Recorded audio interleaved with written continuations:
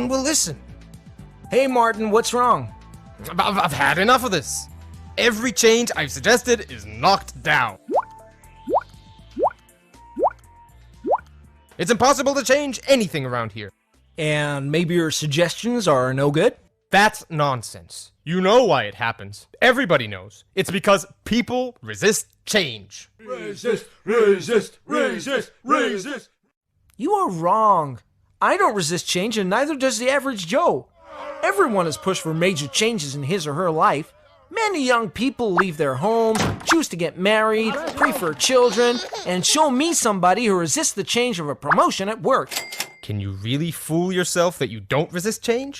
I resist only the changes that I have a good reason to resist. The others I accept. Baloney! Try me. Okay, I'm game. Making a change is like climbing a mountain. Here's one. Climb it.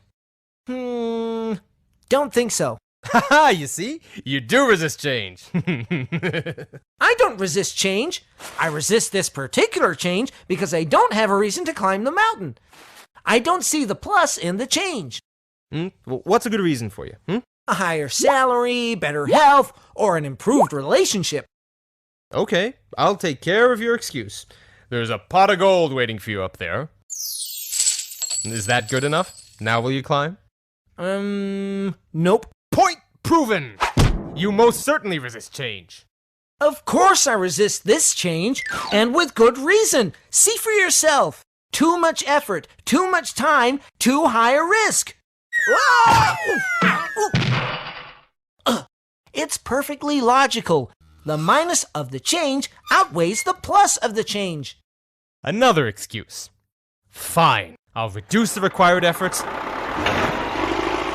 and the risk. Now are you willing to climb? I don't think so. Aha! I knew it! Excuse after excuse. You remove one, another one pops up. The end result is still the same. The change is definitely good for you, and yet you still resist. But it's not good for me. I don't want the change because I'm comfortable in my current situation. Another excuse. Not at all. You look at it too narrowly. No wonder people reject your suggestions. What? I looked at both the plus and the minus sides of making the change. Yes, but you've ignored the pluses of not changing. I like my profession. I like the city I'm in. I like my style of living. I like my mermaid. But she cannot climb the mountain with me.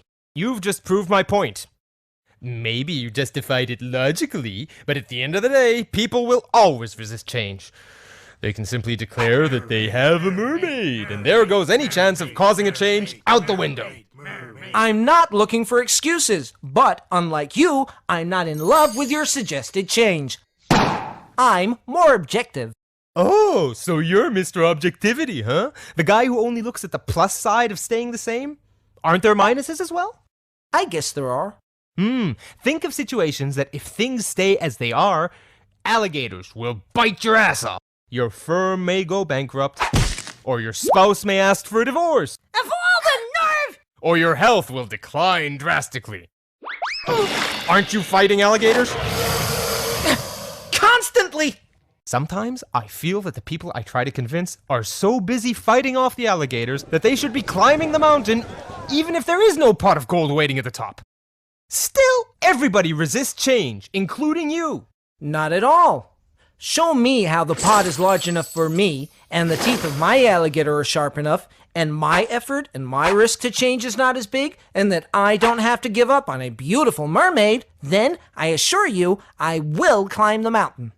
That's what I do, and it doesn't work. Really? Have you ever tried to present all four sides of your suggestion? Let me ask you a more pertinent question.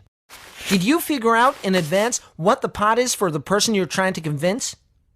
Not your pot, but his or her pot. What is his or her crutch?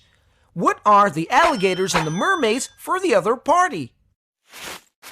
I guess not. There you go. Also, when you concentrate on one aspect and the other person concentrates on another, you are bound to miscommunicate.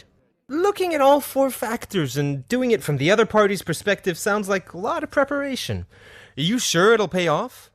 Not if you believe that people are programmed to resist change, or any change. I guess I'll never know unless I give it a try. I'll let you know how it went. But Paul, I see how it might work for convincing an individual, but it won't work when trying to introduce a full-scale organizational change, with the collaboration of so many people is needed. Yes, it will, as long as you recognize that for different individuals, each of the four elements might be vastly different. A lot more work, but who said that changing an organization is easy?